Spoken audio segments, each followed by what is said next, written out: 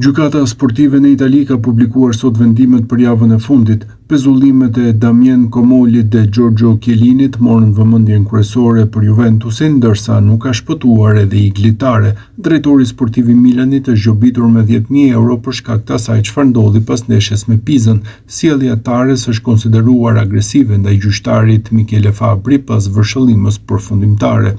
Tare duhet të paguajë gjobën, ndërsa për të është thënë që agresivisht protestoi për vendimet e gjyqtarëve pasi u fut në fushë në përfundimin e ndeshjes.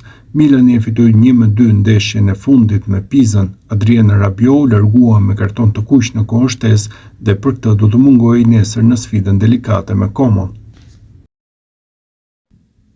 Një talent i Superligës së Kosovës i është bashkuar Akademisë së Milanit. Bëhet fjalë për Aron Babajin që largohet kështu nga Prishtina e re. Mesfushori i talentuar 16 vjeçar bëhet pjesë e Milan Futuro, ku Iglitare ka treguar interes për zhvillimin e tij.